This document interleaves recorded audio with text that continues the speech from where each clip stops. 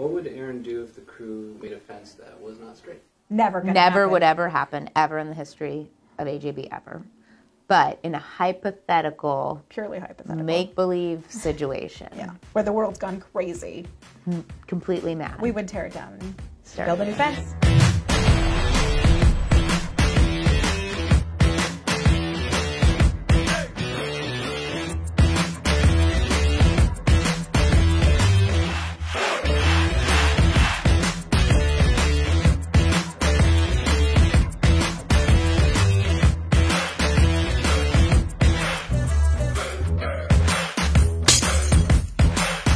Hi, I'm Ron, and this is AJB. Today we're starting a fence with homeowner Robert Unger over there.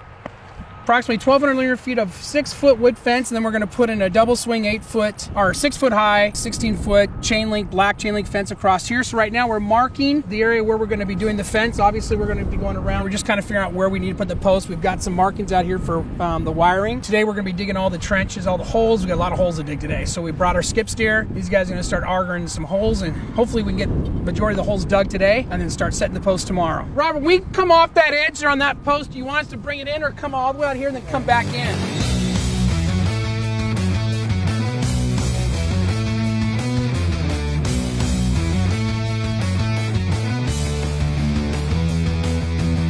How is it that AJB always makes perfectly straight and symmetrical fences? We use a method called the straight line method, kind of like depreciation, very similar. We get a top line. It's not a straight line, it's a diagonal. Somebody get me a Google. It's a top line. It's a string. Once they put the posts, they put a string, and then they like level the string all up and then make sure that they're straight with a level and a top line. I've seen them do it. That's what homeowners. That sounds accurate. That's what homeowners don't do. That's the secret, in my opinion, when you drive by those fences that are all, yeah, a little bit of whiskey, not enough straight line, top line, string. Special string that you can only buy from a specific outfitter when you're a fencing company, not normal string. Yeah, exactly. Can you recall a fence project where the client wasn't happy with the fence? That has never happened, ever. Next question. A client has never left AJB not happy with their fence. Maybe there was a miscommunication about a project, and there's never been a time when we haven't come out and made sure that the client was happy with the project. We will go back as many times as it takes to get it right. Yep. Unless you cut your own fence with a saw. We might not. We will not come back. Actually, Aaron would probably come back He and still fix your probably fence. would. But you'd probably have to pay. What can go wrong when the fence is over like 13,000 meters? More money, more problems, like any time. I believe it's mo money. Mo money. Mo problems. I misspoke on that. Go ahead. It is definitely mo money. Definitely. I stand corrected. When you're repeating a process and times 13,000, if there's any error in that process or any sort of miscommunication, the fix is going to be much harder. Aaron and I were reminiscing about somebody that decided to build a fence to keep their pet in. We've had both cases where, against our advice, we will advise what we suggest, but they were determined that this should be either where the fence started on the ground or where the fence ended, like how tall it was. Right, They only needed a 4-foot or a 5-foot fence, but indeed, once they built their very expensive fence, their pet just hopped right out or hopped right under. Yeah, that could go wrong. Out on Yelm Highway. I want to take a picture and post it to our website as what not to do, but someone decided to build, I want to say a 4-foot fence, so a very short fence. Needed more, and added on.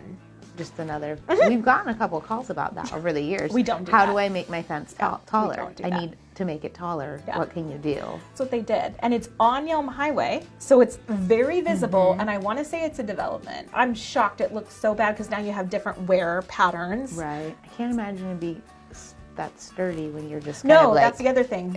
I picture building blocks kind of like toppling. Yeah, it just can't be functional. At that point, especially when you actually think, which is why we don't do it, when you think about the amount of time and effort it takes to extend a fence, you might as well just build a new fence.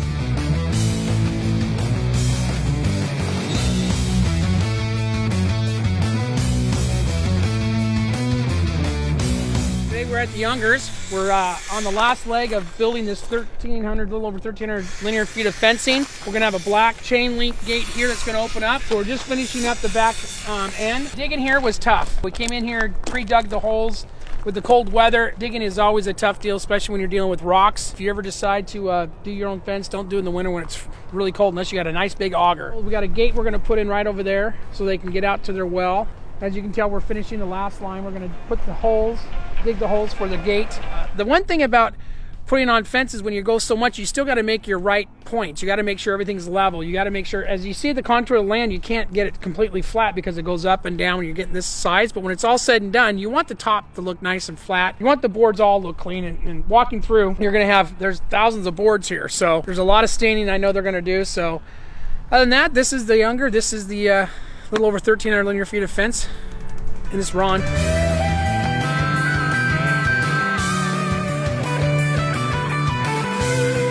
I'm Ron Garceau, and this is AJB. I'm with Robert, aka Bob Unger. We started out this fence about a week and a half ago or so. So met with Bob. This kind of discussed what he wanted to do with his fence. And as you can tell, they got a beautiful lot here.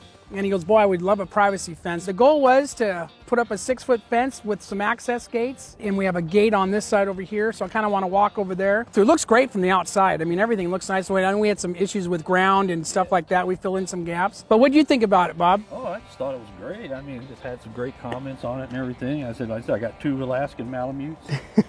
They don't know what to do with themselves. They got all this They got the whole run. room. So he has a well back here. So one of the thoughts was, man, you might want to get back behind your fence one day. And so we decided to put an access gate over here. We fenced approximately 2.5 acres, which I think it came to be about 1,200 linear feet. 1,200 plus yeah, linear feet, 1,200 yeah. plus linear feet of fencing. So you go right through here is where his wellhead is, so we can get to it. The fence isn't too high. You can still see Mount Rainier beautifully. Yeah. Boy, it's nice when you drive across the road right there. So, I mean, you can just see this beautiful fence. I'm gonna take some pictures. When someone wants to know what a 6-foot fence looks like, well, here you go. Here's a nice, beautiful 6-foot fence.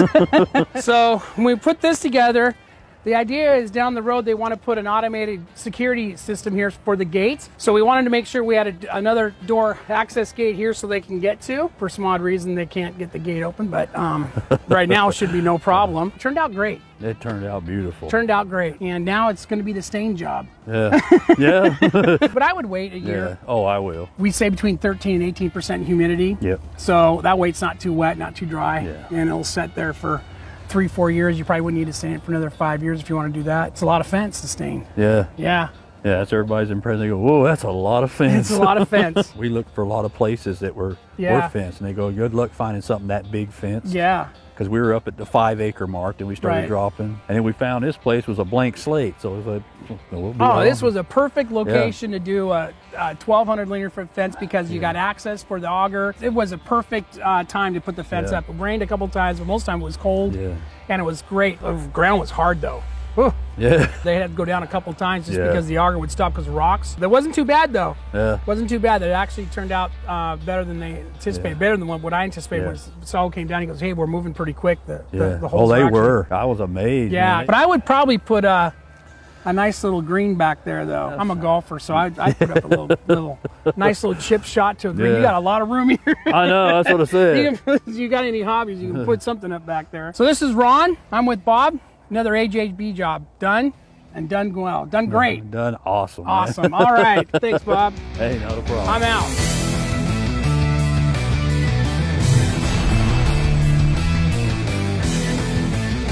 Had to buy different bags of cement as well for posts that like harden faster so that It's the the weather quick doesn't. set. Yes. Yeah, the quick set. Which of course is more expensive as well. And only too. we can buy, not at a regular store. No. Very secret place.